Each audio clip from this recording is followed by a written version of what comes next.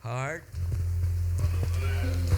Kailangan talagang ipanganak ang salita ng Diyos sa ating mga puso. Hallelujah. Pamagitan ng kanyang mga salita.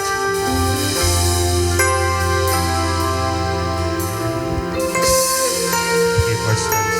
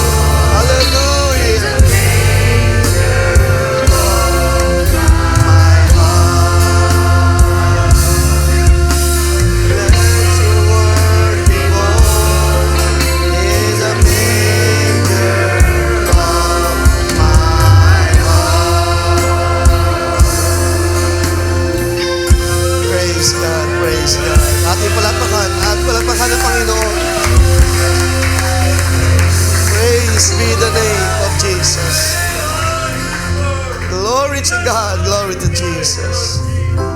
Napakainam ng awit, mga kapatid. Hallelujah. Let your word be born sa isang mababang puso, O Diyos.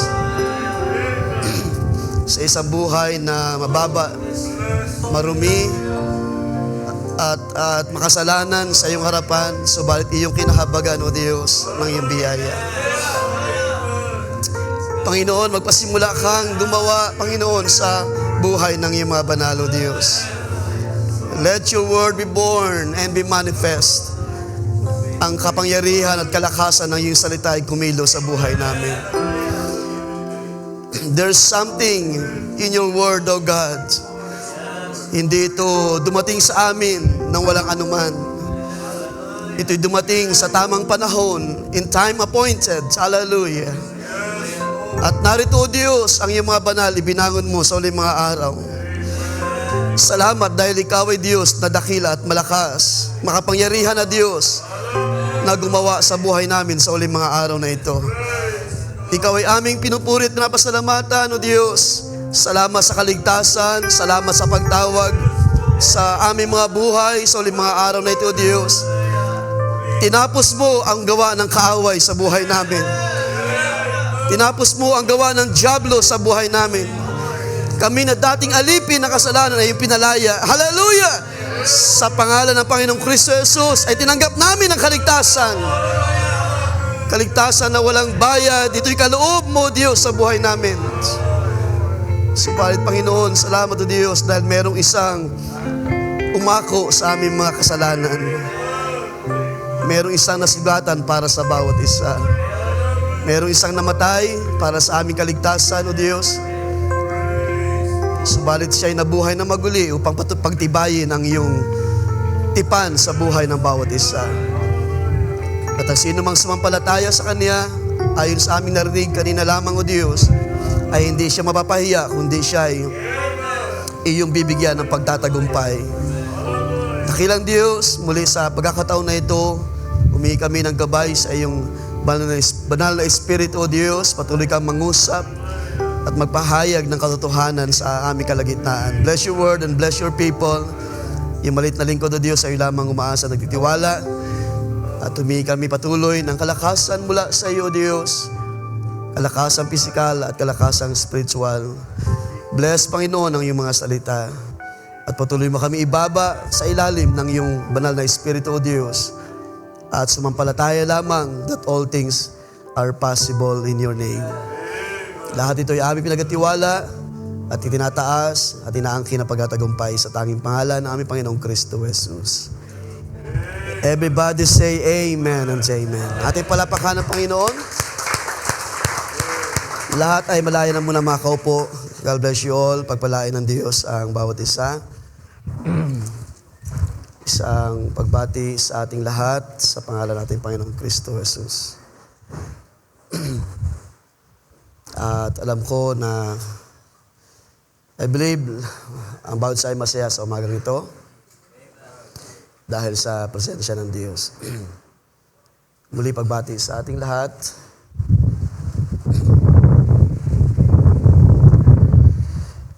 At ilang mga bagay lang na gusto kong bigyan muna ng pansin bago tayo magpatuloy. Una na, magpasalamat muna sa Panginoon. Salamat sa full recovery ng aking lalamunan. Bagamat talagang ito yung aking weakness na aking lalamunan. Pag marami ng pagkasalita ay mabilis nang matayo ang aking lalamunan. Kaya man, salamat sa biyaya ng Panginoon dahil kahit man last Wednesday na medyo mayroon pang kaunting magaspang at hindi ko pinilit na magsalita muna ng mataas ang boses dahil namamalat pa rin ako that night. Salamat sa comfort, salamat sa prayer ng bawat isa. At last Sunday ay hindi rin ako talaga kinaya na rin ng mga salita at makapagpangaral. At salamat sa ating mga elders, salamat sa ating beloved Brother Cholo at sa opportunity ng pagtuturo sa ilang bahagi ng scripture ng mga pangailangan pa ng lalo ng mga bago sa iglesia. So, ang Diyos magpala sa bahagi na yan, and God willing, ito ay magpapatuloy sa ilang mga Sundays, loobin ng Panginoon. So, gusto ko munang banggitin ang mga bagay. Una, ating sama sa prayer. Siguro mamaya, sama-samang prayers, gaganapin na 31st year anniversary ng Sunday School. At ito ay parang first time lang gaganapin, no? Yung ating parang magiging camping ang tema. So ang Diyos ang mag-ingat at mag-supply ng mga pangailangan. So beginning tomorrow hanggang Tuesday, ating sama sa prayer. Ganyan din ang nalalapit na Church Visitation this coming May 16 to 18. So, sama nyo kami sa prayer. Ang inyong mga munting likod ay paroon at ang Diyos ang patuloy na magpala at umabot sa mga kaluluwa doon sa ministry ng ating kapatid Pastor Gerson. So that will be May 16. And God willing, May 15 kami aalis dahil medyo malayo din yung biyahe. And mag-stay kami sa isang lugar doon malapit lamang sa kanilang church. This coming May 24, Bagamit ito mamaya ay i-announce na lang ulit ng ating mahal na MC. Ay banggitin ko na lang din, May 24 ay ministers meeting. So ang host ay tayo na po mga kapatid. So ating sama sa prayer yan. Okay. Yung mga nakalipas na pag-host natin ay hindi lang naman na-enjoy ng mga ministers ang fellowship sa mga pagtuturo, pag-aaralan, kundi maging ang inyong mga service, ang inyong paglilingkod na ginawa sa mga lingkod ng Diyos ay na-enjoy din nila. So ating patuloy na sama-sama ang prayer at support sa bagay na ito.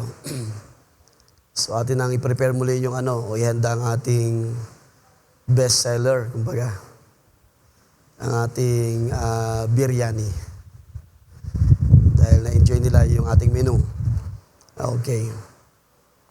So this coming May 29 to 31, joint fellowship po sa Kabadbaran, kung ating na-overlook at bagamat hindi natin napag-usapan yan this time, at kahit man ako ay hindi rin makakapunta unless na pwedeng magkaroon ng mga changes, pero sa ngayon ay yun ang aking nakikita, maaaring hindi ako makaparoon. So God willing by next year or maybe Lord willing by October sa Camiguin kung loobin ng Panginoon. So this time sa May 29 niyang gaganapin to 31, wala tayong delegates, so wala tayong representative. Okay. And also gusto kong i-welcome nating lahat ang isang brother na nagpahayag na siya ay makabalik sa fellowship. Brother Singh Jasnel. Brother Singh, pwede kang tumayo? So ating palapakan ng Panginoon, mga kapatids. At salamat, brother. Siya ay nag-contact sa akin at actually month ago na, last month pa. Subalit hindi pa nilob ng Panginoon siya ay makausap. So kagabi ko lang siya nakausap or noong Friday. At kanya namang ibinaba ang kanyang puso at kinilala ang kanyang mga pagkukulang. At sa ngayon ay nag-desire siya na makabalik. At siya ay aking tinanong ano ang iyong nakita, ano ang iyong nadama, bakit sa dami ng mga iglesia sa labas ay dito ka babalik. Sabi niya ay dito ko nasumpungan ang turo at aral ng Panginoon. At dito niya tinanggap ang kaligtasan na hindi niya nakita sa... Galing na rin siya sa iba-ibang mga denomination actually.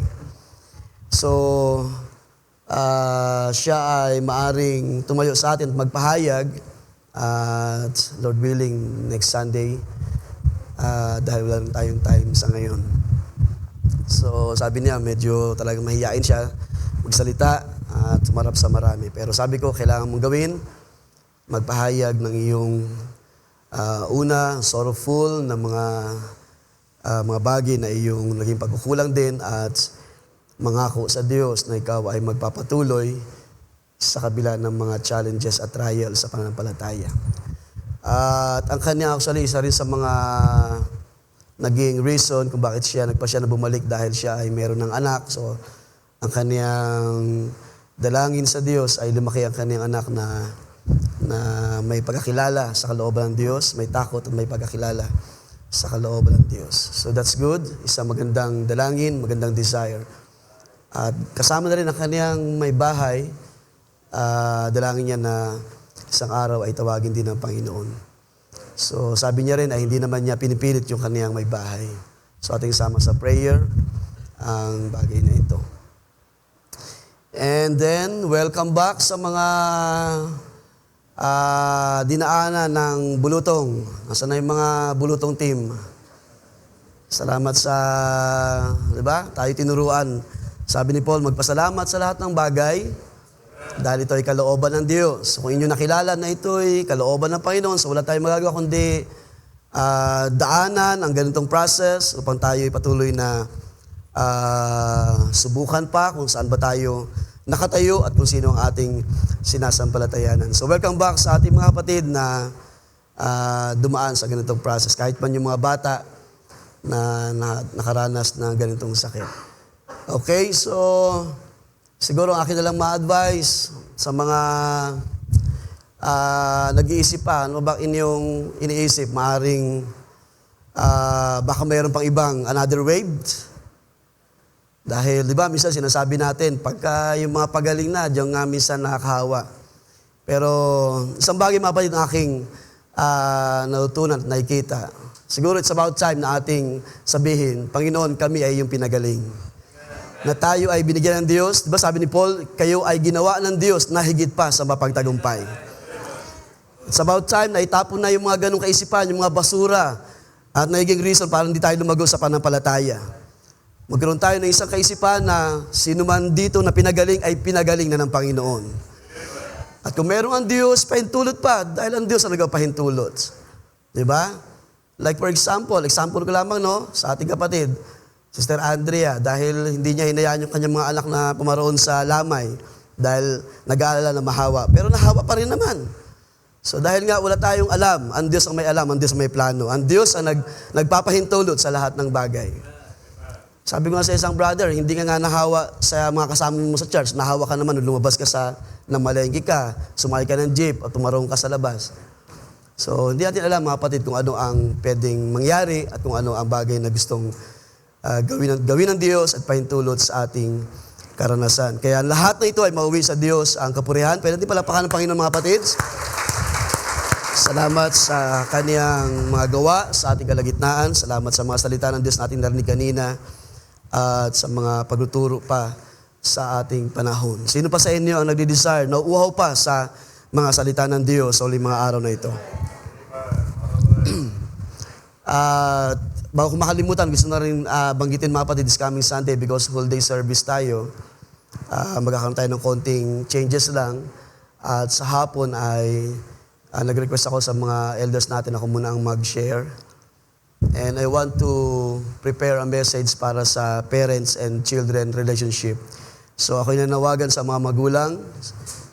Of course, sa ating lahat, ay wag nawa tayo mawala this coming Sunday afternoon sa ating whole day service. At may lang mga bagay lang na gusto kong iparating, paabot sa ating lahat sa biyaya ng Diyos na kaniyang malaya na pagkilos at pagpapahayag ng kaniyang salita sa ating panahon. There's something, may mga bagay na kailangan din natin matutunan at ma-realize, makita at maaring na-overlook natin sa mahaba ng panahon. So ating ipabaya sa Diyos ang mga bagay na yan this coming Sunday afternoon. Let's open our scripture in Philippians chapter 2 para sa ating paksa this morning.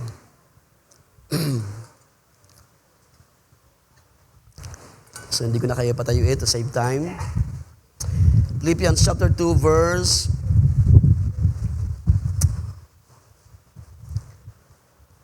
simulan sa verse 5. Let this mind be in you which was also in Christ Jesus, who being in the form of God did not consider it robbery to be equal with God, but made himself of no reputation, taking the form of a bondservant and coming in the likeness of men. And being found in appearance as a man, he humbled himself and became obedient to the points of death, even the death of the cross. Therefore God also has highly exalted him and given him the name which is above every name, that at the name of Jesus every knee should bow, of those in heaven and of those on earth and of those under the earth. And that every tongue should confess that Jesus Christ is Lord, to the glory of God the Father. Everybody say amen, mga kapatids. Praise the Lord. Purihin ang Panginoon sa Diyos, mawi lahat. Salamat at puri pagdakila. Sa pagkakataon na ito, I just want to speak about the name with authority.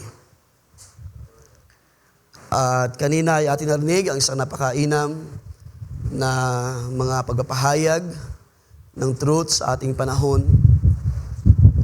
Totoo na hindi lahat ay tumanggap ng truth sa ating panahon.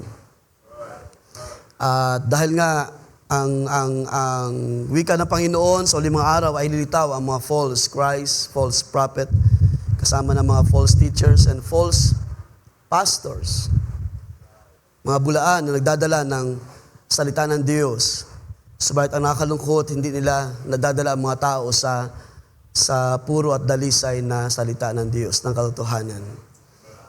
Sabi ni Paul, marami ang nangangaral because of personal gain. Because of para mapunan yung kailang mga tiyan, sabi ni Pablo. Dahil sa mga pangangailangan, ibig sabihin. Pero sa ating panahon, by the grace of God, ay nakita natin, sabi ni Pablo, na ang matuwid ay mabubuhay sa pananampalataya. Ang mga anak ng Diyos ay mabubuhay sa pananampalataya. Ano man ang mangyari sa ating panahon, ano man ang maging resulta or kahinatnan ng mga bagay ng kasalanan, ng paglago ng kasalanan at marami pang mga bagay, isa lang ang ating pupuntahan. Yun ay ang kalwalhatian na nag-aantay sa atin sa huling mga araw. And that is the promise, yan ay pangako ng Diyos sa ating panahon. So this time, gusto ko lamang bigyan ng pansin, so hindi na bago sa atin ang mga talata natin binasa about the name with authority, ang pangalan na may kapangyarihan. Ang sabi dyan sa ating binasa, God highly exalted Him. Pinadakila ng Diyos si Jesus. Itinaas ng Diyos. God, sabi dyan, bestowed on Him the name. In what way Jesus exalted nang siya ay pagkalooban o bigyan ng pangalang higit sa lahat ng pangalan? By giving Him a name. Isang pangalan na higit or dakila sa lahat. At paano ito naging dakila sa lahat? Ano yung bagay na nasa pangalan ng ating Panginoong Hesus? Bakit ang kanyang pangalan ay higit sa lahat ng pangalan? At yung isang bagay na gusto kong tingnan sa umagang ito, and why itinuro ni Pablo na lahat ng tuhod ay luluhod at lahat ng labi ay magsasabi. Ang pangalan, mga kapatid, ay isang mahalagang bagay na bahagi ng ating buhay bilang tao, no? Ang pangalan is a word or phrase used to identify or designate or call a specific person, place, or thing. So yun ang meaning ng name. It acts as a primary identifier, distinguishing individuals or entities like brands or locations within a given context, often representing reputation or fame. So pag sinabi nating name, a name is for identification. It carry reputation or fame. A name is used to identify culture or brands. So yun ang ibig sabihin ng salitang pangalan o ang hulugan ng word na name. Pero ang pangalan ni Jesus, as we read in Philippians chapter 2, ang sabi diyan, ating balikan, siya ay binigyan ng pangalan higit sa lahat ng pangalan. Okay? Kung naalala niyo one time, na-share ng ating kapatid, si Brother Cholo rin, nag-share nun about the names of God, mga titles and pangalan ng Diyos. Pero sa part na ito, gusto kong puntahan ang kaisipan na ang pangalan ni Jesus ay higit sa lahat ng pangalan na nasa ibabaw ng sanlibutan. Hindi para lamang i-identify kung sino siya, not just to identify Jesus, no, ayon doon sa meaning na ating tininan kanina, not just to identify Jesus, not just to designate Him for something, hindi hindi binigay yung pangalan para sa pagde-designate ng isang bagay, hindi para bigyang pangalan ng isang brand, kundi ang pangalan ni Jesus ay mayroong kinalaman sa kapangyarihan ng Diyos. The name, doon sa ating binasa sa Philippians chapter 2, sa Greek word is onoma. At alam niyo, ibig sabihin niya mga kapatid, yung name dito speaks about authority or character. Kaya nga 'di ba, sabi ni Peter, tayo ay nakabahagi ng divine nature ng Diyos. Yung kaninang tinalakay kayo nating Brother Cholo. Yung stature of a perfect man. Wala tayo ng mga bagay na iyon. Ang nasa atin ay yung mga bagay na minana natin sa ating mga magulang. Kung meron man tayong patience, yan ay pagtitiis lamang na ating natutunan sa ibabaw ng lupa. Pero iba yung divine nature na galing sa Diyos. At lahat ito ay mayroong tinatawag na kalakasan or authority, kaya nga mayroong pagtatagumpay because of this nature na mula sa Diyos. Hindi tayo magtatagumpay laban sa mga gawa ng kaaway, hindi natin kayang tiisin ang lahat ng bagay kung wala tayong totoong patience na mula sa Diyos. Hindi natin maiibig ang lahat kung walang totoong pag-ibig na tinanggap tayo mula sa Diyos. At lahat yun ay tinanggap natin sa pamamagitan ng Panginoong Kristo Jesus. So yung name dyan sa Greek word, ang ibig sabihin is authority.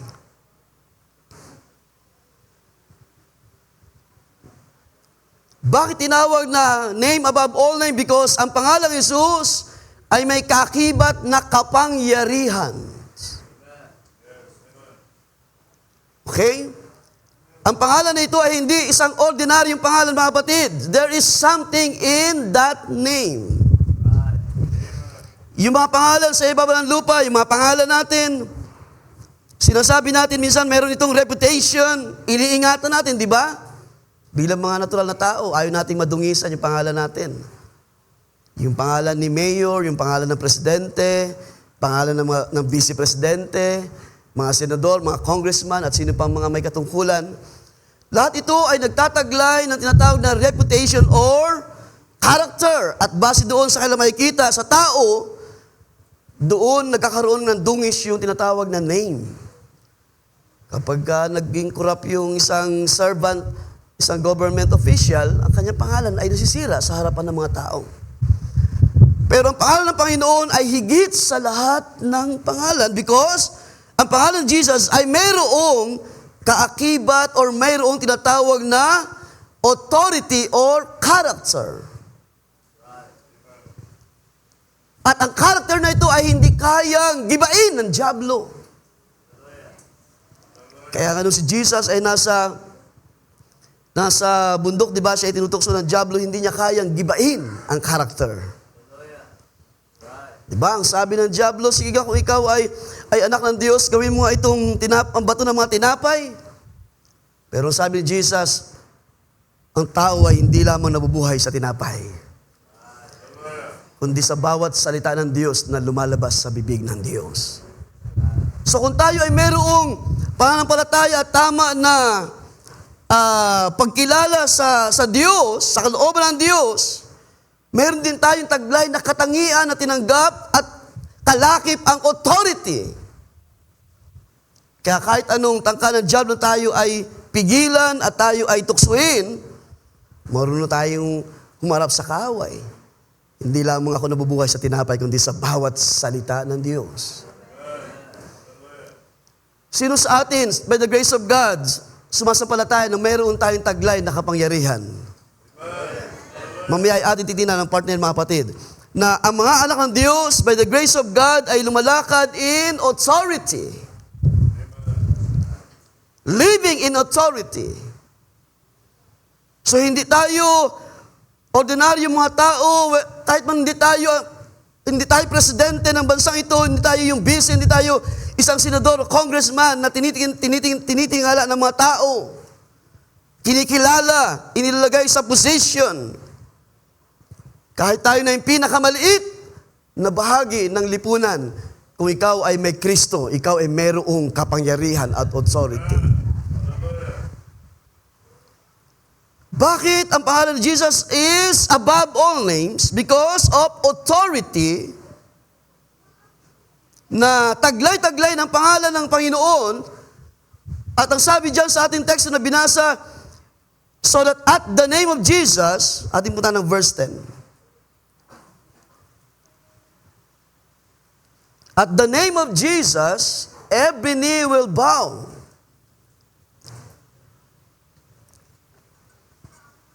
Every knee will bow of those who are in heaven and on earth and under the earth. That every tongue will confess that Jesus Christ is Lord. So bakit ang pangalang Jesus ay merong authority? Because dumarating ang panahon na lahat ng tuhod ay luluhod. Lahat ng labi ay magko-confess. At ang authority ng kanyang pangalan ay hindi lamang nasa ibabaw ng lupa. Ang mga bagay na nandoon sa langit those knees will bow under the name of Jesus. Those in heaven, those on earth, and under the earth. Ibig sabihin, lahat ng may hininga, may buhay. Lahat ng tuhod ay luluhod, lahat ng labi magsasabi. Walang isa na hihigit sa pangalan ng Panginoon. Walang isa, walang sino man. Kahit pa hari ka ng sanlibutan, kahit ikaw pa yung pinaka-ninuno ni Magellan, or ni King Arthur, or kung sino mga tanyag ng mga tao sa mga panahong nakalipas. Kahit pa lolo mo si Jose Rizal, o sino mga tanyag at kilala ng mga tao sa lipunan. Sabi ni Pablo, lahat tayo ay falling short in the glory of God. At tayo ay nangailangan lamang ng isang kaligtasan, isang biyaya na magagaling sa Diyos para tayo ay maligtas sa kasalanan. Lahat ay nagkasala, sabi ng mga talakay na sa nakalipas. Sa magitan ng isang lahat ay nahulog sa pag-aasala. So why the name of Jesus has an authority?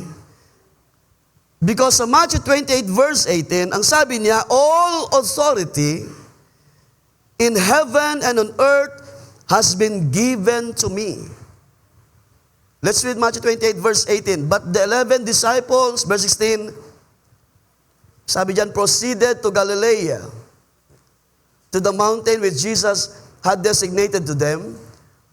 And when they saw Him, they worshipped Him.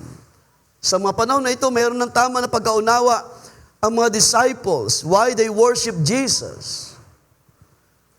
But some, sabi diyan, but some were doubtful. So hindi maiwasan na mayroon talagang mga bahagi pa na pwedeng mag-alilangan sa Diyos, sa mga gawa ng Diyos, sa pagtawag ng Diyos. Pero mayroong mga bahagi na nakakaunawa na, and that's why they worship Jesus. Sa ministry, hindi maiwasan na maaring may mga doubtful pa. Pero salamat, mayroong mga iilan. At nawa, hindi lang iilan, kundi marami ang sumasamba sa tunay na Diyos sa magitan ni Kristo. May tama na pag-aunawa, may tama na panampalataya, at hindi tayo matatangay, sabi ni Paul, madadala ng mga espiritu sa kahanginan. Na dahil lamang sa mga bagay ng karunungan ng tao, madali tayo matangay at madala. Pero meron tayo isang tinanggap sa ating panahon na tinatawag na chief cornerstone. At ang ministry and church ay pinatibay ng Diyos through the chief cornerstone. Kaya kahit anong gawin ng diablo, kahit anong gawin ng kaaway para i-shaken ang gawa ng Diyos, hindi siya ma-shaken because siya ay nakatayo sa chief cornerstone. At ang chief cornerstone is the Lord Jesus Christ. Some were doubtful. Pero ang sabi Jesus, sabi diyan, and Jesus came up and spoke to them saying, all authority in heaven and on earth has given to me. When the fullness of God dwells in Christ, dito pinapakita mga batid na ang lahat ng kapangyarihan ng Diyos ay na kay Kristo. Sa ilog Jordan na siya i-baptize ni John, Matthew chapter 3 verse 16, ay nagpapakita ng lahat ng kapangyarihan. All the authority in heaven, sabi Jesus, and on earth, it was given to me. Nasa kanyang kamay, nasa kanyang sarili ang kalakasan na ito. At nangyari yan when Jesus was baptized, Matthew chapter 3 verse 16, so akin na lamang bigyan ng palap ilang mga bagay. sa mga bagay na nabanggit kanina, na bahagi ng ating kaligtasan. After he was baptized, Jesus came up immediately from the water, and behold, the heavens were open, and he saw the Spirit of God descending as a dove and settling on him, or dwells on him. Ang Espiritu ng Diyos ay bumaba, pumanaog, katulad sa kalapati. Dito naganap ang indwelling of the fullness of God. At sa mga panahon na ito, dito rin ipinapakita ang all authority in heaven and on earth was given to Jesus. And that's why nung siya nag-ministry na, lahat ng mga demon spirit ay nagmanikluhod sa Panginoon. Mga karamdaman ay pinagaling, mga sakit ay pinagaling, mga bulag ay nakakita, mga bingi ay nakarinig. O gaanong kapangyarihan na meron ng Panginoon sa panahon na siya na nasa lupa pa, walang kaaway, walang gawa ng diablo na hindi ibinagsak o ibinaba ng kapangyarihan ng Panginoon. Maging yung mga tao na doubtful sa ministry ni Jesus, sa kanyang calling as a Son of God, lahat sila ay hindi nakatayo above His authority. Above the wisdom of God, above the knowledge of God na nandun kay Kristo, kaya lahat sila ay bigo sa plano na sila ay, gusto nilang i-overturn or tawag niyan, i-override ang plano ng Diyos sa magitan ni Kristo. Bagamat yan ay nangyari on the cross, of course, mayroong plano, mayroong perfect will ng Diyos sa part na yon.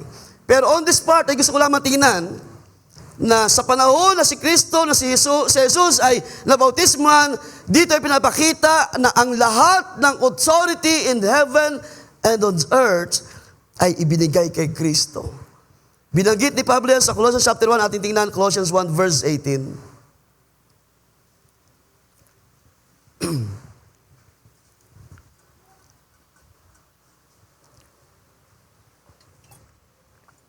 Colossians chapter 1 verse 18, sabi diyan, He is also the head of the body, the church.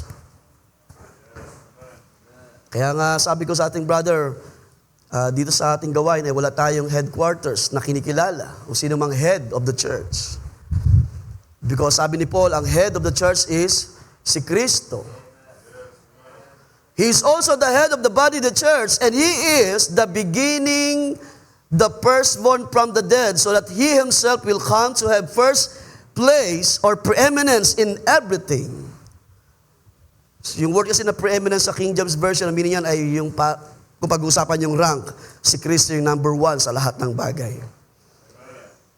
Sabi dyan, so that He Himself will come to have first place in everything.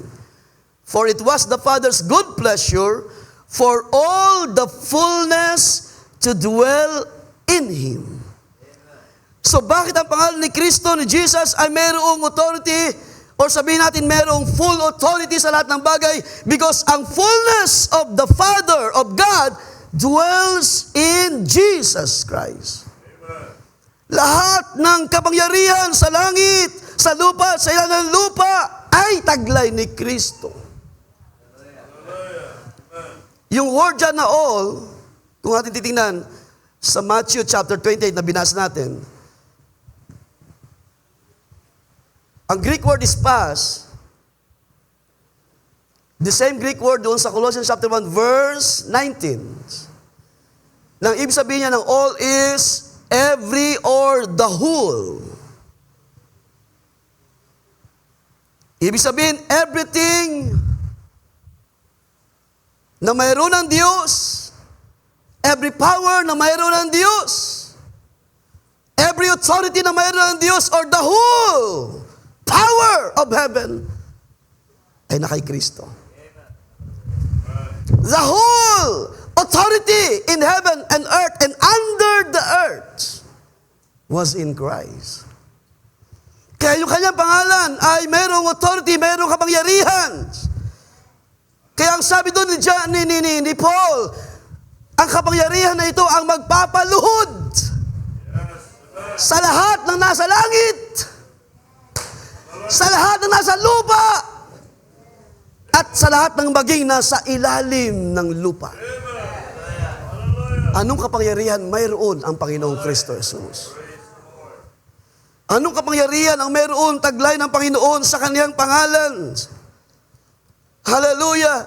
Everything that is in the Father, all thing that is in God, ang control, ang pagiging preeminent sa lahat ng bagay. Kaya nga sabi sa ating binasa, sa magitan niya ay lumitaw ang lahat ng bagay. Sa magitan niya ay nilikha ang lahat ng bagay. Taglay niya yung authority sa mga panahon na yun. At ito'y nagmanifest lamang sa panahon na si Kristo ay lumitaw sa lupa. Ipinanganak, lumitaw sa lupa. At nakilala ng marami sa mga panahon na yan. So isang bahagi ito mga kapatid na huwag natin kalimutan. Yung salitang all, it speaks of every authority, every power, or the whole authority. It was given to Jesus, and that's why ang kaniyang pangalan ay above every name. Bagamat mga kapatid, ito'y ginagamit ng marami sa ating panahon. At isang kilala na grupo ay yung The Name Above Every Names, di ba? Sa grupo ni Kibuloy. Pero walang tunay na pagkilos ng name above every name. Because in the first place, hindi nila pinasakop ang kanilang buhay sa purong salita ng Diyos. Ang nasa kanila ay mga doctrine of men, mga traditions of men, mga wisdom of men. Salamat si Paul, sabi niya, hindi ako nagsasalita by the wisdom of men. Salamat mayroon ng Diyos, pinalitaw sa uling mga araw. It speaks not the wisdom of man. At ito yung ginamit ng Diyos sa ating panahon. William Branham, sabi doon na tayo ay binalik doon sa unang o sa tunay na panampalataya na hindi katulad ng maraming belief o faith sa ating panahon. The more wisdom of man, the more na nagugulo ang buhay ng marami. Pero kapag tayo ay binalik ng Diyos sa kanyang salita, mayroong tama na pagkilala. Mayroong tama na pagkilo sa magitan ng Espiritu ng Diyos. Kaya tama yung mga narinig natin kanina, kailangan natin mabautismuhan sa tubig at sa apoy ng Espiritu ng Diyos. Para ano? Para pugnawin ng Diyos ang marami pang mga bagay na hindi pa naaalis sa atin. Mga kahinaan sa laman, mga ugali pa naman sa ating mga magulang.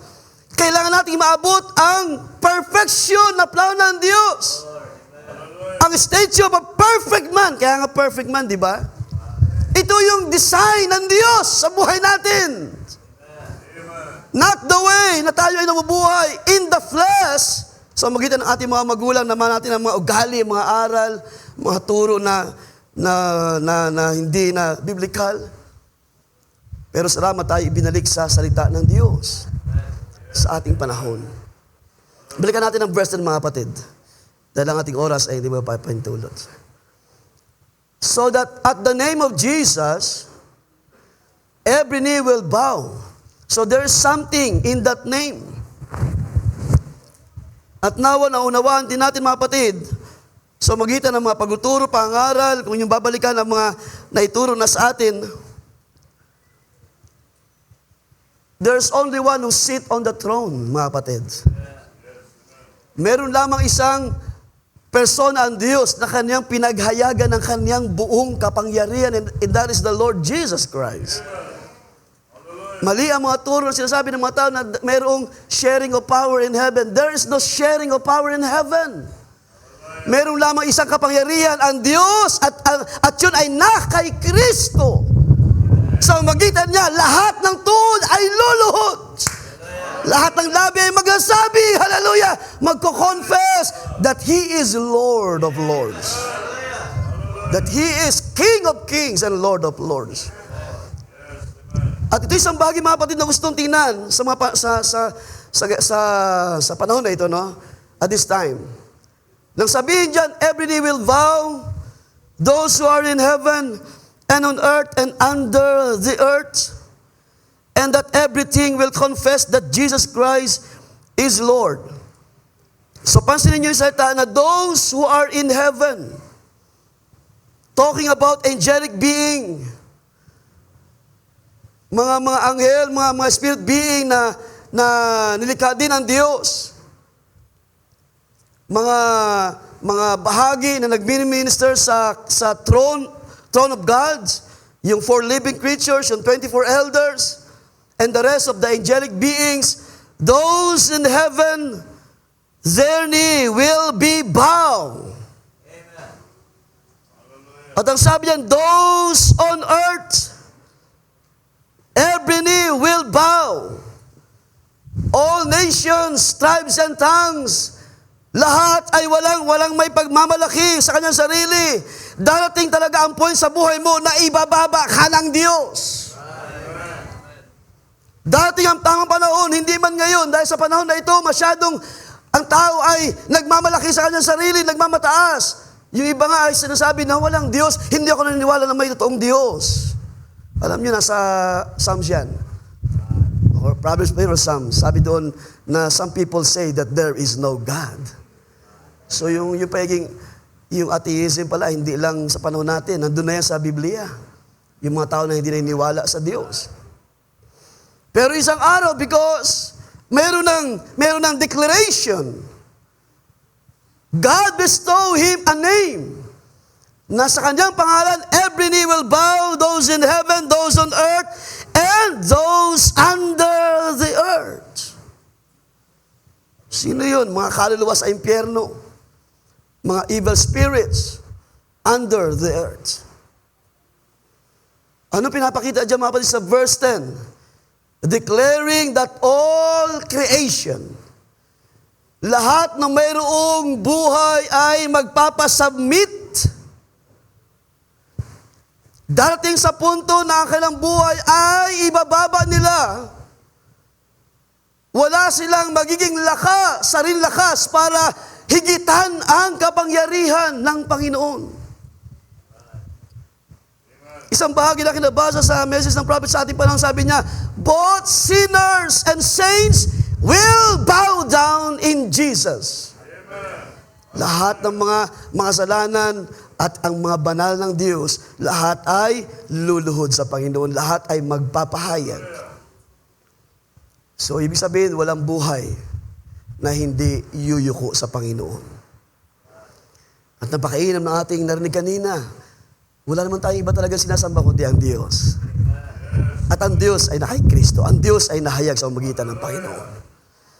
Kaya, there's no, tawag niya, hindi dapat tayo mag-alinlangan or mag-doubt. Sino ba talaga ang ating sinasamba? Sino ba talaga ang ating pinaglilingkuran? There's only one God. The only wise God. Na nakita natin, sabi kanina natin, na nakita natin sa pamamagitan ng Panginoong Kristo Jesus. So, there are two things, mga kapatid, na gusto kong tingnan doon sa text na ating binasa. Ang sabi doon, una, every knee will bow, those who are in heaven, on earth and under the earth. Unang bagay natin makikita mga batid, na ito ay mangyari or gawin ng Diyos, given Him a name above every name. Ang isang bagay na nangyari is, lahat ng mga sinners, kasama na yung mga nadaya ng mga anghel, they will bow down. All sinners will bow down before Jesus. Mga tao ito na nagkasala, kahit man yung mga panahon pa, ng mga unang panahon ni Adan, sa lumang tipan hanggang sa ating panahon, at sa mga panahon pala dati ng mga kasalanan na pupuksain ng Diyos sa araw ng galit, dati isang araw, they will bow down before the King. Hindi para magbigay ng reverence. Sila ay yuyuko, hindi para magbigay galang or mag-worship. Sila ay magni-kneel down because wala silang kakayahan, kalakasan na humarap sa kapangyarihan ng Panginoon. They will bow down because they don't have enough strength or power. Sa panahon na darating, sa panahon ng, especially sa panahon ng judgment, Sinners will bend their knees, angels will bend their knees, para magbigay daan sa kapangyarihan na i-execute ng Diyos sa mga panahon na dating, especially sa panahon ng Day of the Lord. Gusto kong balikan yung Revelation chapter 6, mga kapatid. Isang example lang.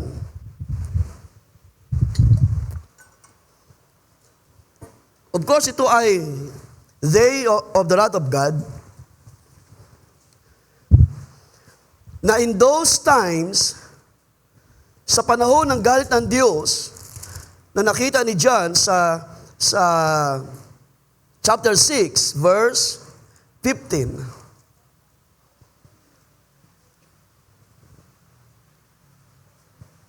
So madalas natin kinukot yan, yung 6 seal, ika-6 na selyo.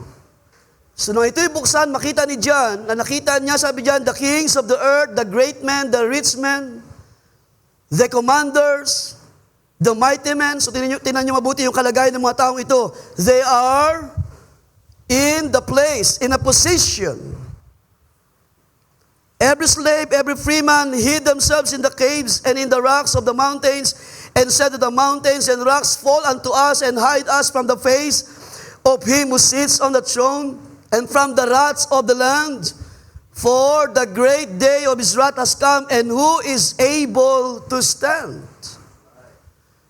Dumating ang panahon na makikita ng mga tao na sino mang hari, mayaman, or great man, or commanders, even yung pinakamataas ang ranggo na mayroon sa ibabaw ng lupa, shall bend their knees before the Lamb. Hindi para kilalanin o hindi para sumamba at magbigay reverence, kundi sila'y paluluhurin ng kapangyarihan ng Diyos. Na wala na silang magagawa ng ibubuhos kapag binuhos ang Diyos ang kanyang galit, walang tuhod na manatiling nakatayo sa panahon na yon. Because of the great power of God na makikita ng mga tao. Sabi diyan, who is able to stand? At itong expression na ito, from verse 16, ay nagpapakita na wala talagang matigas na tuhod na hindi ibababa. Pero hindi yun pagsamba, hindi yun pagluhod na paggalang sa Diyos, yun ay pagpapakita na wala na silang lakas na iharap laban sa kapangyarihan ng Panginoon. Kailan mangyari yan? On the day of the Lord. That's one thing. Mga tuhod ay luluhod. Wala na silang lakas, walang kapangyarihan to face before the King of Kings. The Lord of Lords, ang Panginoon ng mga Panginoon. Revelation 20, as we know this account, verse 12 to 15, ang mga sinners ay i-judge ng Diyos.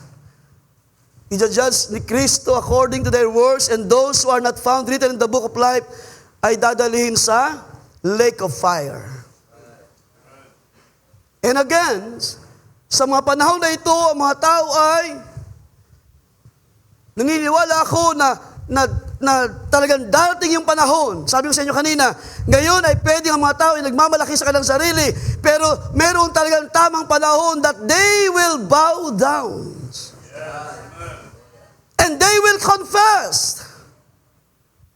Sa panahon na sila'y hatulan sa kanilang kasalanan, lahat ng mga ginawa ng tao sa ibabaw ng lupa, and those souls na ibabangon ng Diyos para hatulan sa panahon na yun sa Great White Throne Judgment, lahat doon ay ibababa ng Diyos. And I could imagine they will confess, hindi para sabihin na sila ay sumasampalataya, but they will confess. Sasabihin nila na totoo pala ang pangaral na aking narinig. Totoo pala yung mga panahon na ang likod ng Diyos ay sigaw, sigang pagtuturo. Jesus is coming, the Lord of Lords is here. Ang Panginoon ay bumangon mula sa mga patay. At siya ay nagtagumpay laban sa kamatayan. Pero sa mga panahon na ito, walang sumasampalataya. Kanilang inahamak ang Kristo, kanilang inahamak ang Ebanghelyo ni Kristo. Sa araw na yun, paluluhurin sila ng Panginoon. Sa araw na yun, they will confess na totoo nga, ito ang Panginoon ng mga Panginoon. Hindi para sila ay kumilala, kundi para sila ay at last sumampalataya. Dahil ang tao minsan lang mabuhay, pag namatay siya, judgment. Kaya ngayon pa lang, sino sa umagang ito ang tiyak ang kanyang kaligtasan? Hallelujah! Napakainam na ating narinig kanina, mayroong katiyakan sa pangalan ng Panginoong Kristo Jesus. Mayroong pag-asa dahil tayo ay sumampalataya, hindi sa tao, kundi sa Diyos na nahayag sa magitan ni Kristo. At sumpain ang tao na nagtiwala sa kanyang kapwa-tao.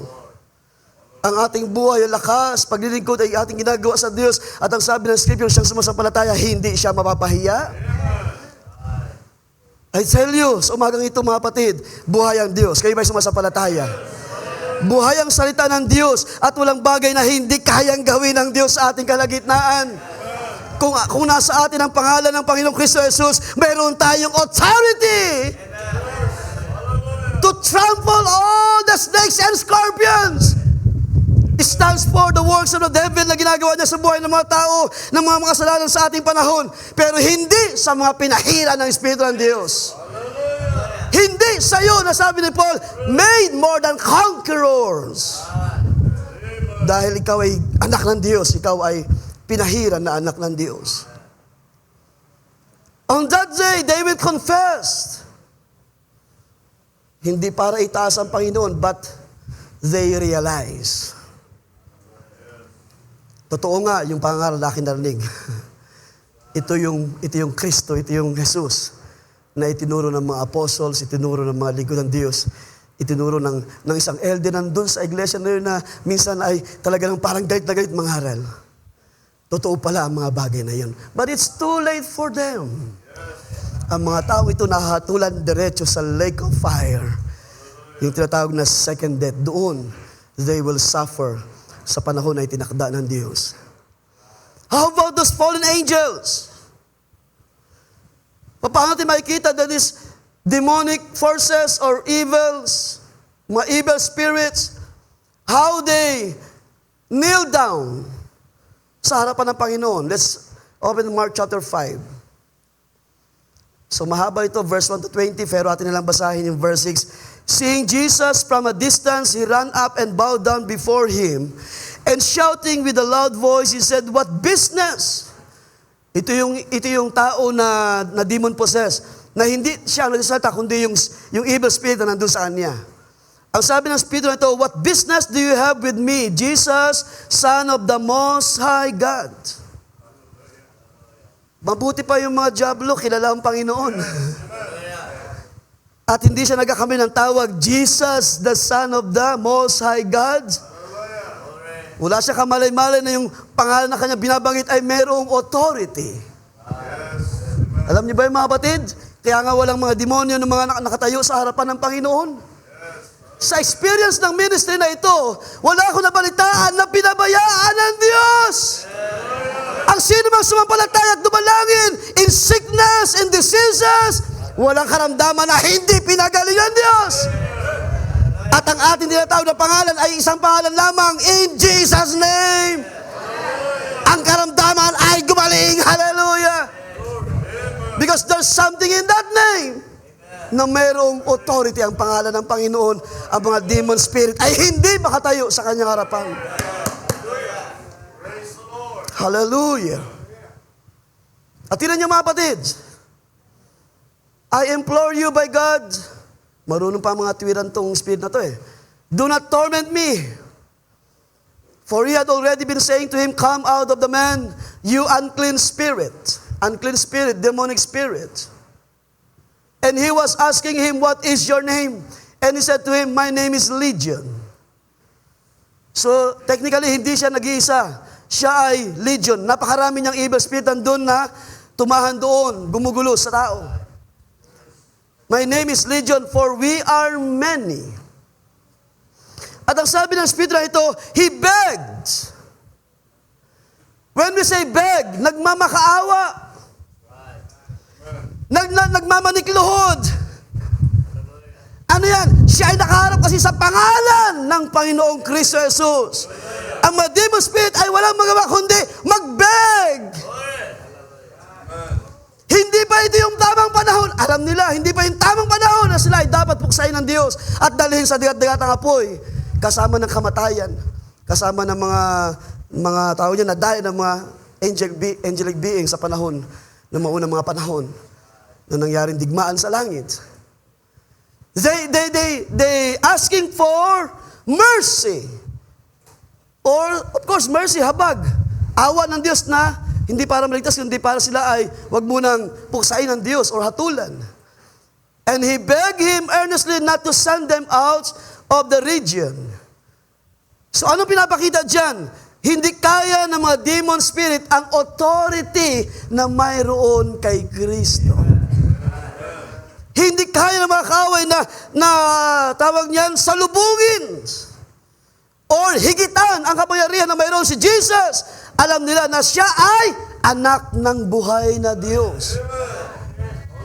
No, parang ganito, parang iniisip ko lamang, alam nila na mayroong kapangyarihan ang Panginoon. Pero si Paul na nadeclare that God bestowed him a name, na lahat ng mga tuhod ay luluhod, ang lahat ng mga angelic beings na hindi nagpasakop sa Diyos, hindi na sumunod sa Diyos, sa utos ng Diyos sa mga panahon na kalipas, sila yung mga tinatawag dyan na sila yung mga espiritu na nandoon sa kalaliman. At mga espiritu doon na lumalakad parito sa ibabaw ng lupa. Kaya, di ba, mayroon tayo minsan natututunan.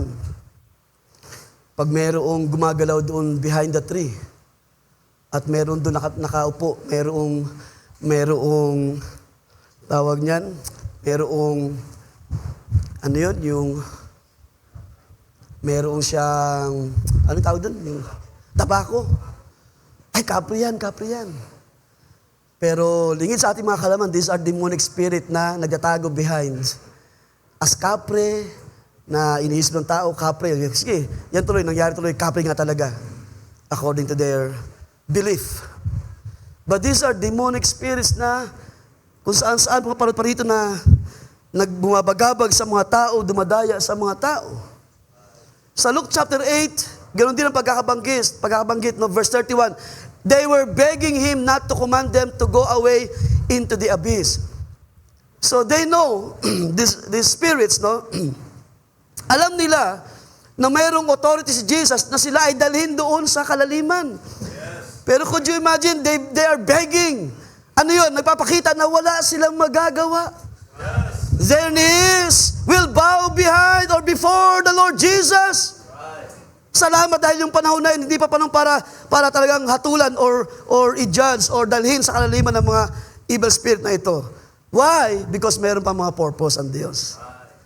Meron pa mga tao na kailangang madaya ng mga taong ito. Pero salamat sa biyaya ng Diyos, hindi tayo nadaya ng kaaway. Maaring tayo ay nasakop niya, pero hindi tayo lubusang naagaw ng diablo. We're being freed by the Lamb, by the Lord Jesus Christ. So those are things na nangyari when God bestowed Jesus a name above every name. Na ang lahat ng tuhod ay luluhod sa langit, na nasa langit, those are in heaven, those on earth, those under the earth.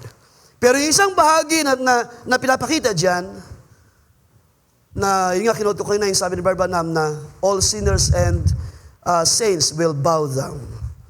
So isang bahagi dyan na makikita natin that every knee will bow, every tongue will confess that Jesus is Lord. Ito naman yung bahagi ng mga banal ng Diyos. So kanina, walang spirit, walang mga evil spirit na tatayo sa harapan ng Panginoon.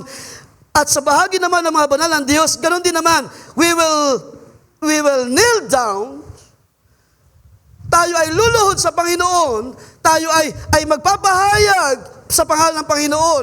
Hindi para ma-realize na tayo ay sinners na handang hatulan, kundi tayo ay yumuyuko para sumamba at magbigay galang, para magbigay respeto sa Panginoon na siya ay Panginoon ng mga Panginoon at Hari ng mga hari. Ito yung kalagayan ng mga saints. They will worship, they will bow down to worship, to give blessing and honor and glory and power, declaring that Jesus is above all. Ang Panginoon ay higit sa lahat ng bagay. Let's read Revelation chapter 4. 8 to 11, pero 11 na lamang, no? Sabi diyan, worthy are you, our Lord and our God, to receive glory and honor and power. Revelation chapter 4, verse 8. Sorry. Yes, oh. Lahat ng mga angelic being, yung 4 living creatures, yes, pinapakita rin dyan, they will worship, they will bow down sa worship. Ibibigay nila yung narapat sa Panginoon. Sabi dyan, worthy are you, our Lord, and our God, to receive glory and honor and power, for you created all things, and because of your will, they existed, and they were created. So yung pagsamba na ito ay na-address lamang sa isang dakilang pangalan. Revelation chapter 5 verse 11, sabi diyan, then I look, and I heard the voices of many angels around the throne, and living creatures, and the elders, and the number of them was myriads of myriads and thousands of thousands, saying with a loud voice, worthy is the Lamb that was slain to receive the power, wealth, wisdom, might, honor, glory, and blessing. And I heard every created thing which is in heaven or on earth, or on the earth or under the earth, verse 13, or on the sea and all the things in them, saying, to him who sits on the throne and to the Lamb be blessing and honor, be glory and dominion forever and ever. So ina-address yung pagsamba sa isang Diyos through Christ, through Jesus. To him who sits on the throne, and there's only one who sits on the throne. And to the Lamb be the blessing, honor, and glory, and dominion forever and ever. And the 4 living creatures were saying, amen, and the elders fell down and worship. So ito'y bahagi doon sa mga living creatures in heaven, na sila ay magbabow down, sila yuyuko sa Diyos. Pero ang mga banal, of course, tayo ng mga tinawag ng Diyos, na bautismo sa kanyang pangalan, kung natin narinig kanina, of course, we must. And we will worship the Lord, our Savior, our Redeemer, our all in all. Ibibigay natin yung tama na pagsamba, pagkilala, pagpapuri at pasalamat sa Kanya by bowing, by kneeling down. So hindi man tayo literal na lumuluhod, pero ang ating mga puso ay nag-express ng kababaan sa harapan ng Diyos. At sino-sino yung mga tutupad o gagawa niyan? Yung mga nabautismuhan sa pangalan ng Panginoong Kristo Jesus. Sila ng mga inaring ganap at pinababanal ng salita ng Diyos. Sila yung magbabalik loob, sila yung magbabalik ng papuri at pasalamat sa Diyos. Now, let's read this. Hindi ko yata na-note yan, but okay. O Matthew 28, balikan natin yun. Verse 18. Yung binasa natin kanina. Nang sabihin dyan, Jesus, all authority in heaven and earth has given to me. Verse 19. Anong utos ng Panginoon? Go therefore and make disciples of all nations, baptizing them in the name of the Father and the Son and the Holy Spirit, which is later on, nakita natin, sila ay nabautismuhan in the name of Jesus Christ. When the apostles na kanilang tinupad ang utos ng Panginoon, they understand. They know kung kanino nabautismuhan yung mga tao ng Diyos. Teaching them to follow all that I commanded you, and behold, I am with you always to the ends of the age.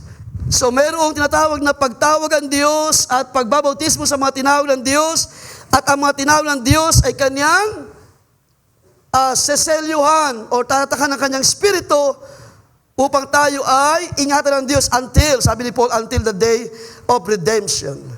And those who are in Christ, ang sabi ni John, ating basahin itong 1 John chapter 4. 1 John chapter 4 verse 2. By this, so ang kausap na ni John, yung mga believers, by this, you know the Spirit of God. You know that the Spirit of God is in you. Do you believe, church, sa umagang ito? Na ang Espiritu ng sabi ni Pablo ay nananahan sa inyo. Kanino? Sa mga believers. Sa mga nabautismuhan sa pangalan na mayroong authority under heaven and on earth at sa lahat ng bagay. Sabi diyan, by this you know the Spirit of God, every spirit, every soul, every believer, hallelujah, confesses that Jesus Christ has come in the flesh is from God. Sino mang magpahayag, hindi ito gagawin ng mga tao na walang pahid ng Espiritu ng Diyos. Because sabi sa isang bagay ng Scripture, sila na magpahayag na si Kristo ay dumating sa laman, sila ay sa Diyos, sila ay may Espiritu na mula sa Diyos. Sa isang bagay, sabi ni Paul, kung tama ang aking pagkaka-recall, no? We cannot say Jesus by the Spirit. Or hindi sa Espiritu. Ibig sabihin, ating sasabihin ng pangalan ng Panginoon only by the Spirit. Ibig sabihin, kung ang tao ay nagpapahayag, kilala ko si Jesus. Pero kung hindi sa Espiritu, ito'y walang anuman sa buhay niya. Walang kapangyarihan na gagawa sa buhay niya. Kaya sa umagang ito, tiyakin natin ng ating pagpapahayag sa pangalan ng Panginoong Hesus ay nauunawaan natin at tayo ay mayroong Espiritu ng Diyos para sabihin ang bagay na ito. Romans chapter 10 verse 9. So these are people of God that will confess the name. Bagamat marami, sabi nga sa inyo kanina, marami sa ating panahon, claiming. Kaya nga yung isang grupo, di ba, nakalagay pa sa entablado nila, Jesus, name above every names. But the truth is, walang totoong karanasan sa pangalan ng Panginoong Kristo Jesus because kung mayroong totoong karanasan, ang pangalan ng Panginoon na may authority ay gagawa at ikilos sa buhay ng mga taong ito at sila ay palalayain totally sa chains of darkness. Sa tanikala ng kasalanan. Pero tingnan nyo yung buhay ng mga tao claiming that they believe in Jesus. Ito ay naging bukang bibig ng marami. Sabi nga kanina, yung salitang born again ay naging isang parang bukang bibig ng marami at naging isang pagkilala sa relihiyon. Pero ang born again, ito ay experience, karanasan ng mga totoong anak ng Diyos. Kaya kapag tayo ay lumalakad, nabubuhay, dala-dala ang pangalan ng Panginoong Kristo Jesus, there is something in that name, and there is something also na mayroon kang taglay sa iyong sarili. At hindi mo sinasabi ang pangalan ng Panginoon, sabi ng Scripture, talikuran yung kasalanan sa inyo na nagsampitla ng pangalan ng Panginoon. So hindi madaling sabihin ang bagay na ito. Romans 10 verse 9, that if you confess with your mouth Jesus as Lord, Apostle Pablo is, tawag niyan, preaching this gospel of Christ, na mga tao ay dapat mag-confess. At sabi nga sa inyo kanina, walang ibang magko-confess nito kundi yung mga pinahira ng Espiritu ng Diyos. Because they will know, they will surely know, and they believed who Jesus is. That if you confess with your mouth Jesus as Lord and believe in your heart that God raised Him from the dead, you will be saved. So, ilan na rito yung mga nakaranas ng kaligtasan? Ilan ba sa atin sa umagang ito? Amen. For with the heart a person believes. Ito yung ating karanasan, di ba? Resulting in righteousness, and with the mouth he confesses. Resulting in salvation. Kaya kapag mayroong, sabi nga, dumating ang time appointed at dumating ang tinig ng Diyos, huwag mong pagmatigasin ang iyong puso. Believe sa biyaya ng Diyos. Believe sa pangako ng Diyos na kaligtasan. Believe in Jesus' name. Because if you confess, sabi dyan, Jesus as Lord, at tatanggapin mo yung katuwiran ng salita ng Diyos, you will be saved. For with the heart a person believes, resulting in righteousness, and with the mouth confesses. So kailangan mo i-confess. Kailangan mong sabihin, sampalatayanan, ako'y sumasampalataya na ang Panginoon ng aking kaligtasan. Ako'y sumasampalataya sa ginawa ng Panginoon na nang siya nabayubay sa krus sa kanyang mga latay, ako ay pinagaling.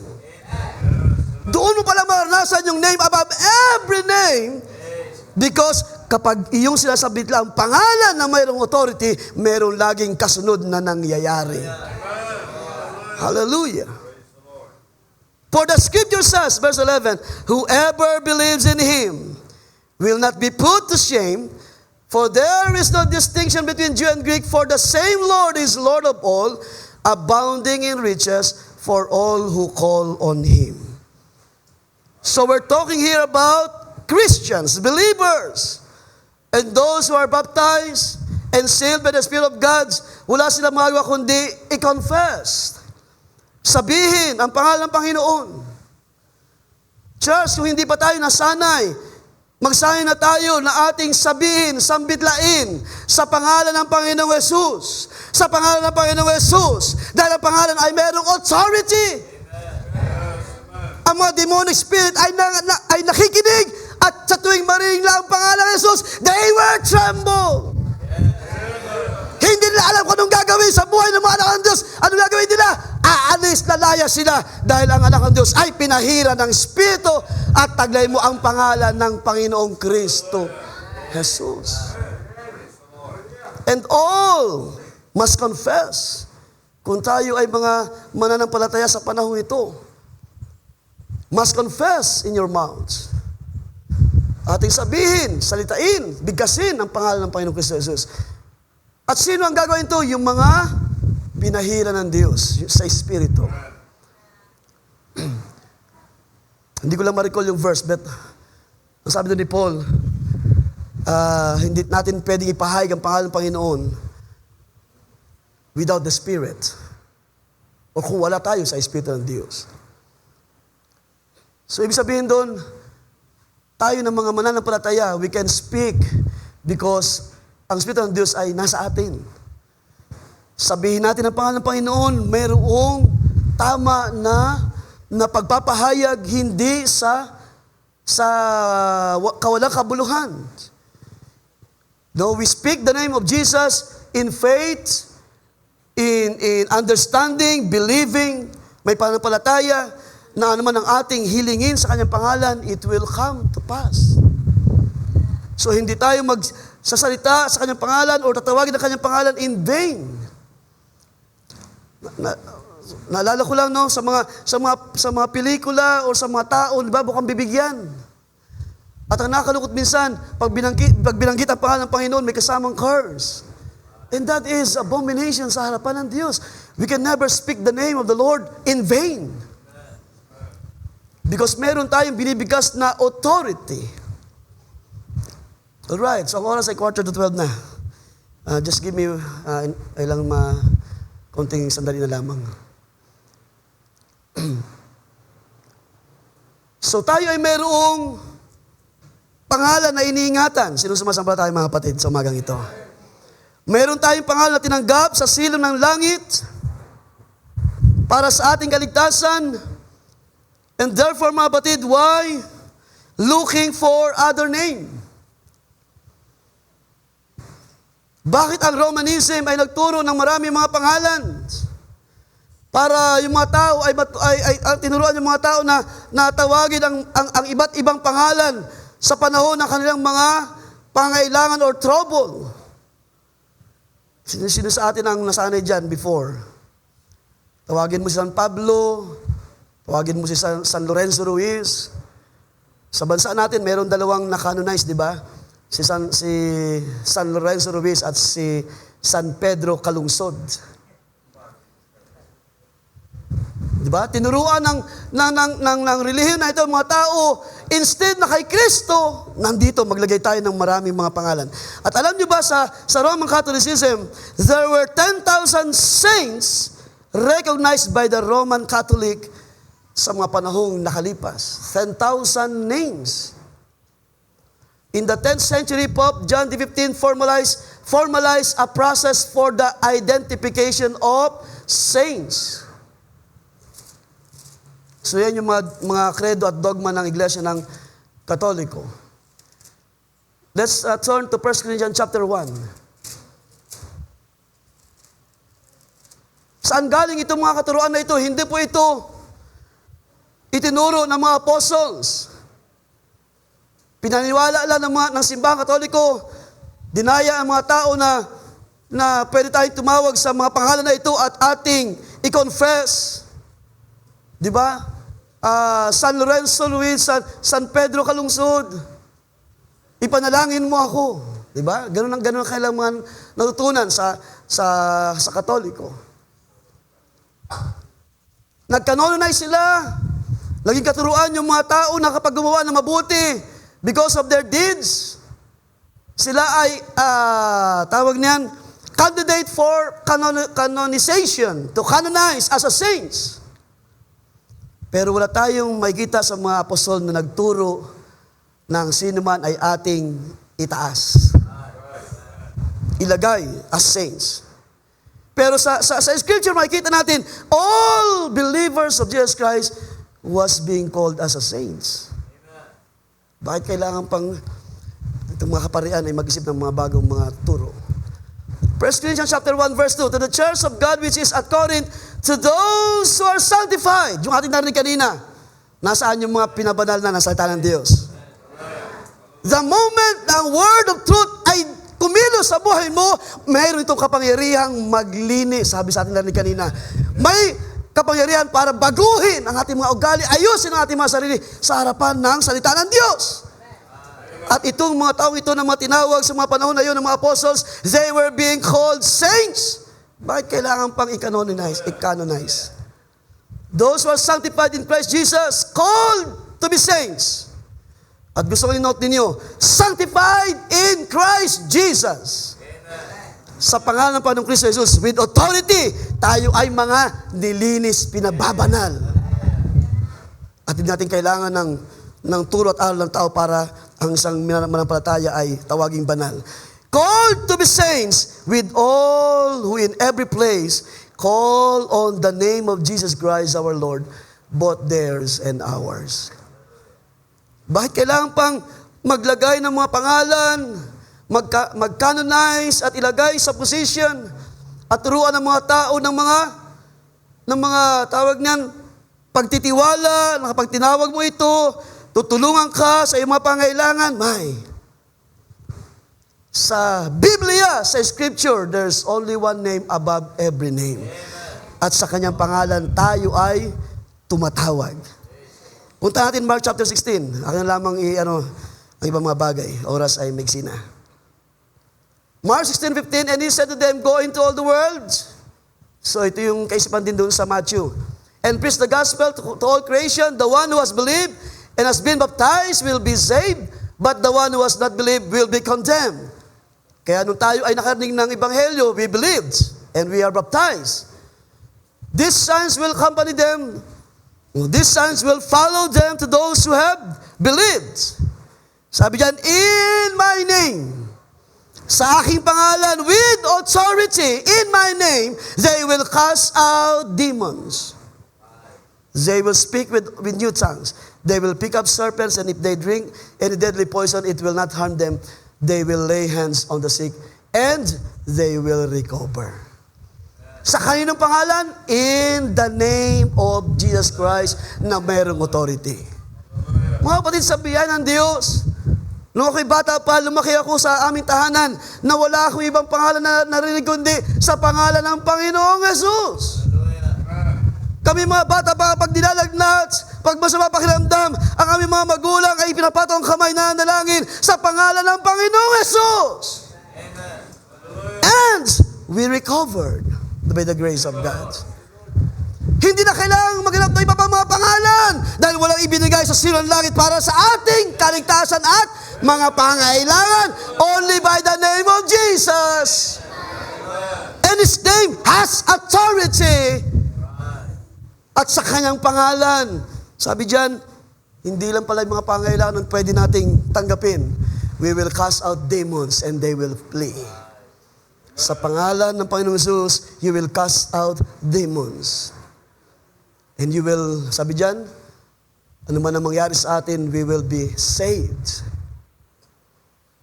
So, ito yung mga bagay mga kapatid na nagtuturo sa atin if we confess as a believer, as a Christians,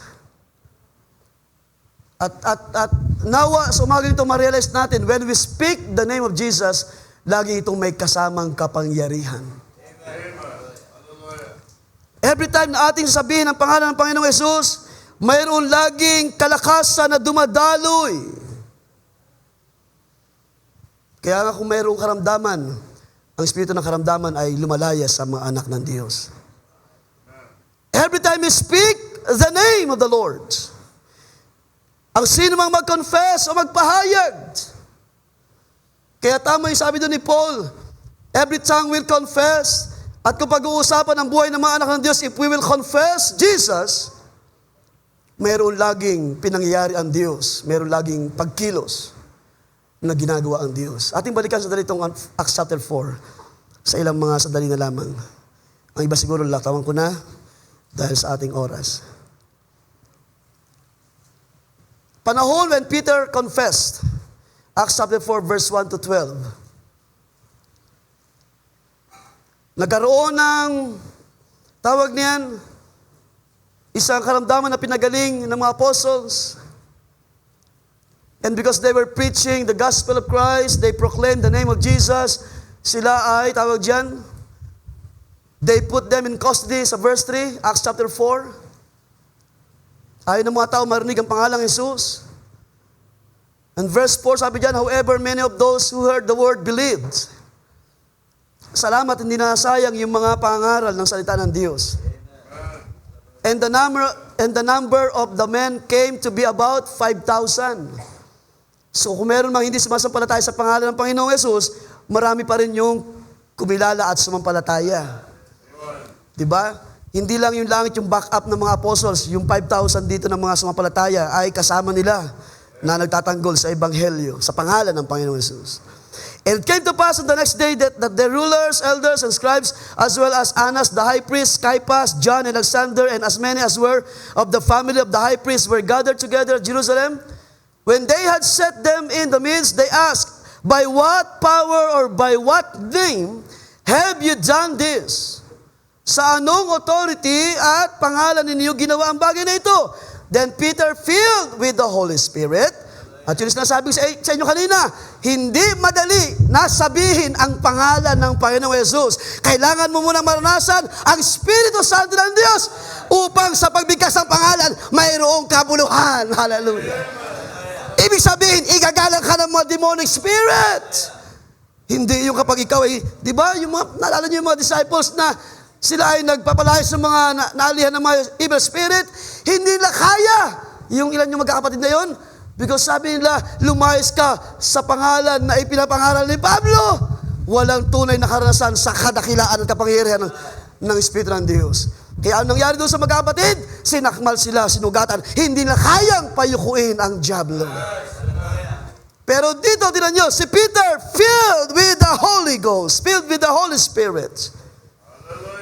Sabi diyan, rulers, said to them, rulers of the people and elders of Israel, if we this day are judged for a good deed, sabi niya, hinahatulan nyo kami dahil sa mabuting bagay na ito, na ang tao na ito na helpless ay gumaling.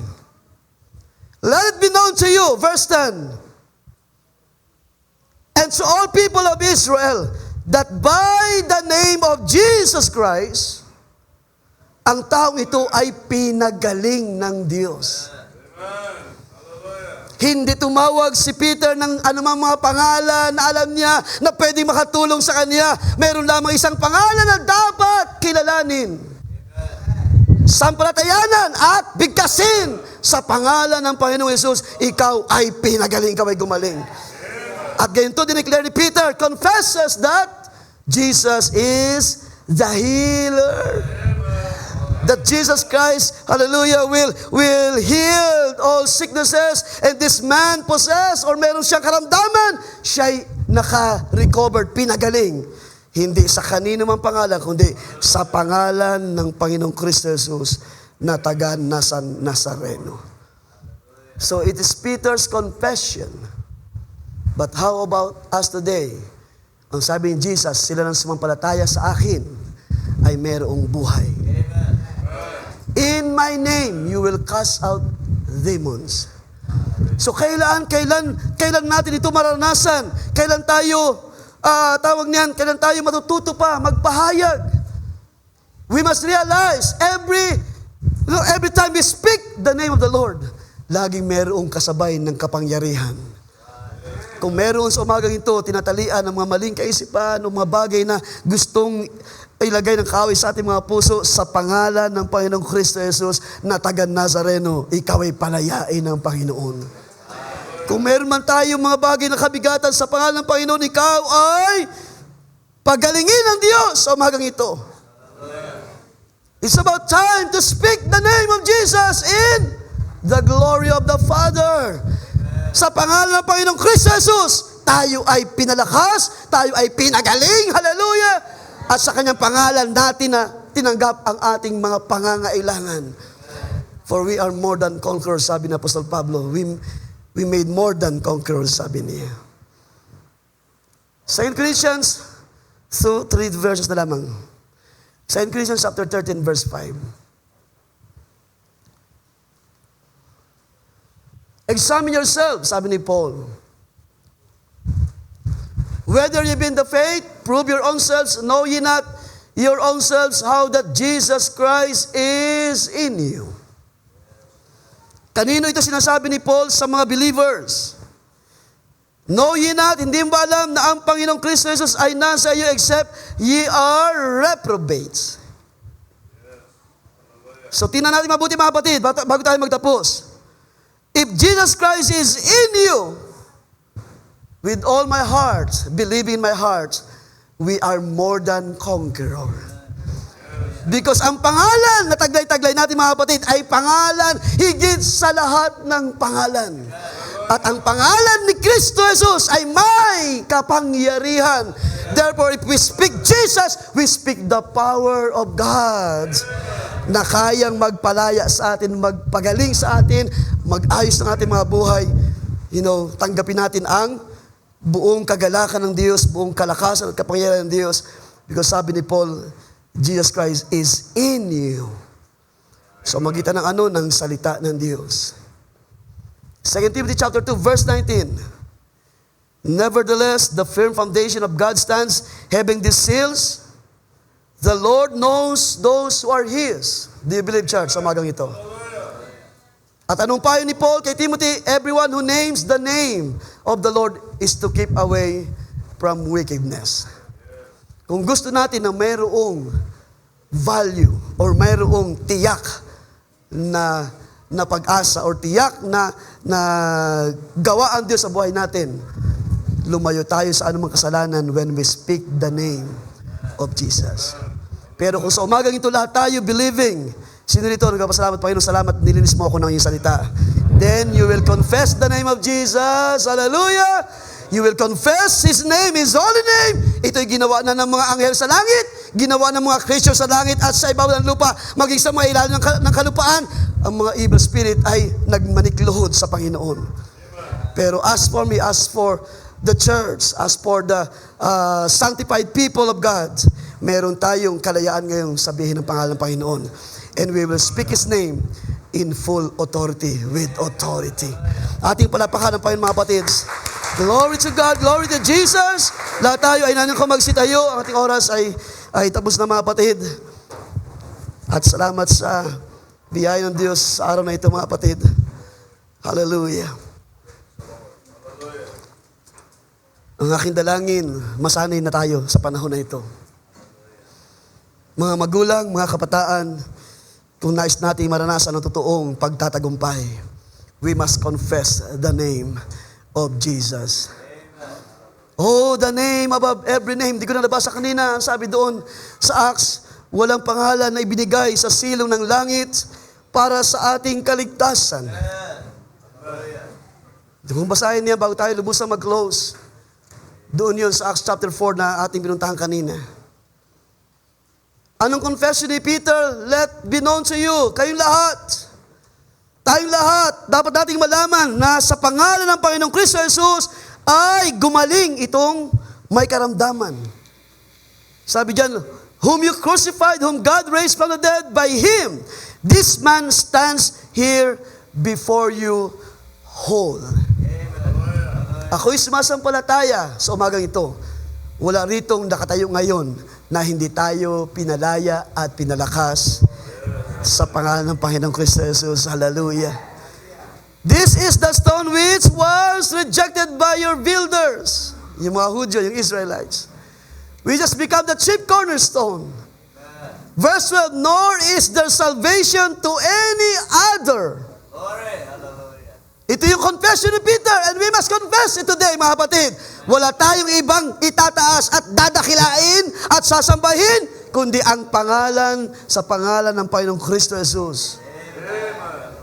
There is no other name under heaven given among men by which we must be saved. Kaya nga, lumaki na ako sa ganitong edad. I'm 50 years old. Bata pa ako, lumaki na ako, tumanda na, nagkaedad na. Wala akong ibang pangalan na narinig, kundi sa pangalan ng Panginoon. Ako'y naligtas, kayo'y naligtas sa pangalan ng Panginoong Kristo Jesus. Ako'y gumaling, kayo'y pinagaling sa pangalan ng Panginoong Kristo Jesus. Ako'y lumaya, kayo'y pinalaya, tayong lahat ay pinalaya sa pangalan ng higit sa lahat ng pangalan na mayroong kapangyarihan. Sa buhay natin, naging dakila siya. Sa buhay ng ating mga magulang, naging dakila siya. Sa buhay ng ating mga kabataan, dakila siya. Sa buhay ng mga nursery, ng mga primary, ng mga intermediates. Sa buhay ng iglesia ng Panginoon, siya ay dumakila, siya ay pinadakila. Oh, Panginoong Yesus, tinataas ka namin sa buhay namin. Ikaw ay tunay na dakila sa lahat ng bagay. We thank you for your word, O God. Salamat sa iyong biyaya sa araw na ito. Panginoon, pinasapat mo ang mga oras sandali sa iyong salita. Mula pa kanina ay aming naranasan ang iyong kapangyarihan. Ang iyong salita, O Diyos, ay katotohanan. Hindi namin kayang tanggihan, O Diyos, ang iyong pagtawag. Hindi namin kayang tanggihan ang iyong pagkilos, O Diyos. Tunay na kami ay magmamanikluhod sa iyong harapan, O Diyos. We will bow down to you, O God. We will confess you, Lord. Sa buhay namin, Panginoong Yesus, kailangan namin ang iyong salita. Ang iyong salita ay buhay. Ang iyong salita ay kapangyarihan. Ang iyong salita ay kagalakan. Hallelujah. Ang iyong salita ay may kapangyarihan. Ang iyong pangalan ay mayroong kapangyarihan. Sa iyong pangalan, ang lahat ng tuhod ay luluhod. Ang lahat ng labi ay magsasabi, hallelujah. At narito, O Diyos, ang buhay ng iyong iglesia. Lahat kami ay magpapahayag na ikaw ang Panginoon. Ikaw ang Panginoon ng mga Panginoon at Hari ng mga Hari. Oh, thou art the King. Ikaw ang hari na naawa, nahabag sa buhay namin, O Diyos. Sino kami na iyong alalahanin, Panginoon? Sino kami na iyong kahabagan sa uling mga araw na ito? Sino kami na iyong pagalingin sa aming mga karamdaman? Pero kami ay kinahabagan mo, O Diyos. Kami ay binangon mo from the miry clay. Kami tinayo mo sa ibabaw ng iyong salita, O Diyos. Tinuruan mo kami na aming sabihin ang iyong pangalan. At sa iyong pangalan may kapangyarihan, may kalayaan. Sa iyong pangalan ay may pagtatagumpay, O Diyos. Sa iyong pangalan ay mayroong kapangyarihan at kalakasan. Oh, purihin ka, O Diyos. Sambahin ang iyong dakilang pangalan. Hallelujah! Tinataas ka namin, dinadakila ka namin, O Diyos. Sa pangalan ng Panginoong Kristo Jesus. Amen and amen.